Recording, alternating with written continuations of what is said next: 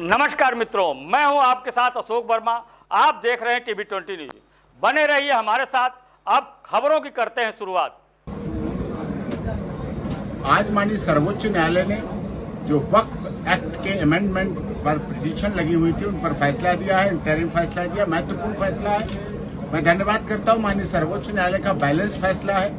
जो revenue record की section 3 और 4 थी उसके लिए मान्यता दी है, और साथ में जो वक्फ मेंबर की बात थी उसमें 3 मेंबर अवश्य रहेंगे। हिंदू हो सकते हैं, सिख हो सकते हैं, ईसाई हो सकते हैं उनमें से, क्योंकि अभी तक ये आरोप था और सच्चाई भी थी, खाता न वही जो वक्फ कह दे वही सही। जिस जमीन पर हाथ रख दिया वक्फ ने उसको सही मान लिया जाता था।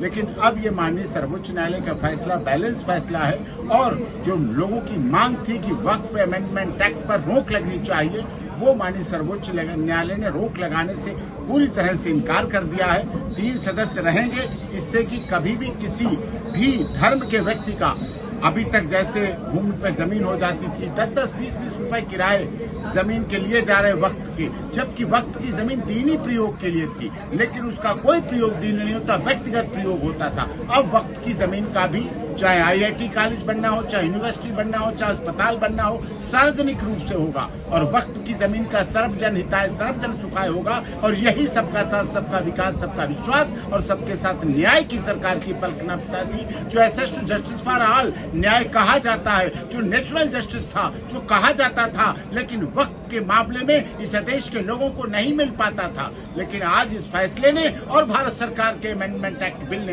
ये सिद्ध कर दिया है कि अब चाहे रेवेन्यू रिकॉर्ड हो, तहसीलदार हो, कानून को हो, लेखपाल हो, नायब तहसीलदार हो, ADM हो, SDM हो, सिविल कोर्ट हो, अन्य हाई कोर्ट, सुप्रीम कोर्ट हो, सभी रास्ते खुले हैं, सभी फोरम खुले हैं, सभी जगह जा सकते हैं, सभी जगह सुनवाई हो सकती है और सबके साथ न्याय हो सकता है। क्योंकि भारत सरकार ने केवल ये मान के कि हिंदू मुस्लिम एक्ट है, इससे अलग हटके 370 और 35 से भी हटाई थी, और ट्रिपल तलाक भी पेश किया था। तब भी विपक्षी लोग सवाल उठा रहे थे, आज भी विपक्षी लोगों ने सवाल उठाने का काम किया है। जबकि जगदम्बिका पाल जी के नेतृत्व में जो कमेटी बनी थी उसमें वक्फ कानून पर विस्तृत चर्चा हुई, सभी स्टेक होल्डर को सुना गया और सारा उनका आर्टिकल पे बात हुई और सारी चीजें सामने आई हैं।